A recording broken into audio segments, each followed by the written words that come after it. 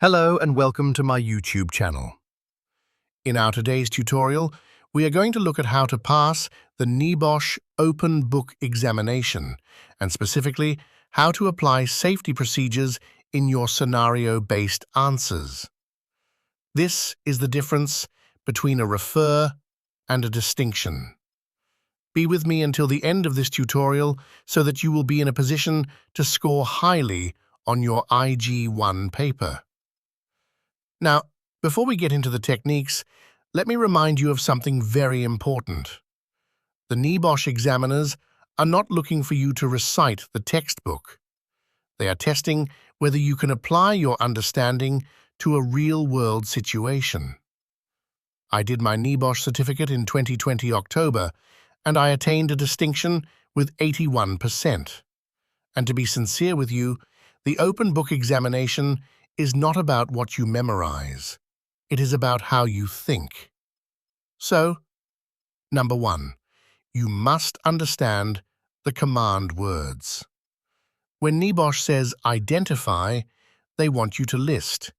When they say explain, they want you to give reasons.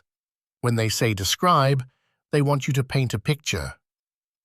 Make sure you write these down because these command words will determine whether you pass or fail. Now, the second thing, and this is where many candidates lose marks, is the application of safety procedures. Let me give you an example. If the scenario describes a warehouse where workers are exposed to noise, you do not simply write, "Provide hearing protection." That is not enough. You need to follow the hierarchy of control. Start with elimination. Can the noisy machinery be removed? If not, then substitution. Can you replace it with quieter equipment? Then engineering controls, soundproof enclosures, damping materials. Then administrative controls, job rotation, limiting exposure time. And only then, as the last resort, personal protective equipment. Look for somewhere to write down these points because they are very important. The examiners want to see that you understand the sequence. If you jump straight to PPE without considering elimination or substitution, you will lose marks. Now, here is something that surprised me when I sat for the examination. The most important thing is not how much you write, it is how relevant your answer is.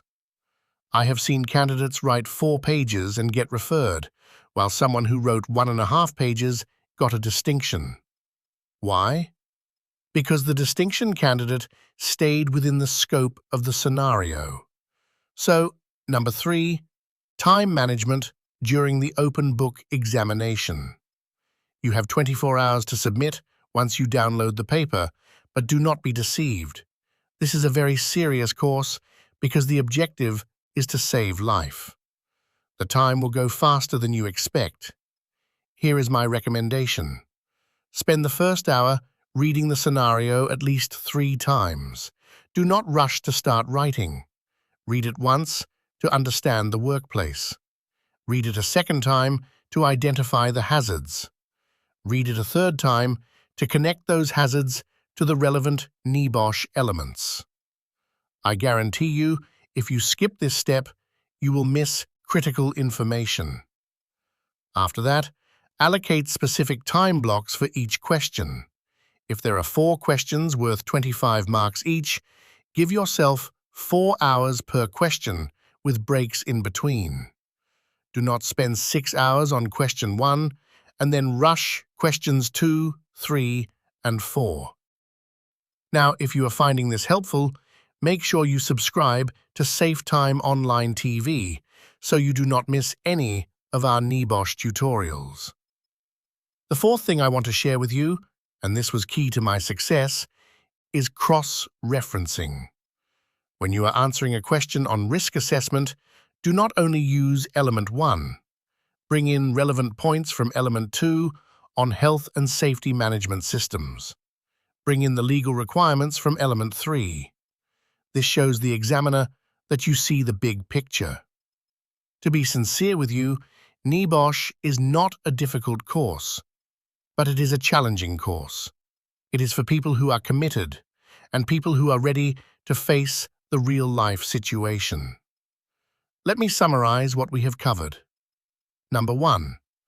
Understand your command words. Number 2.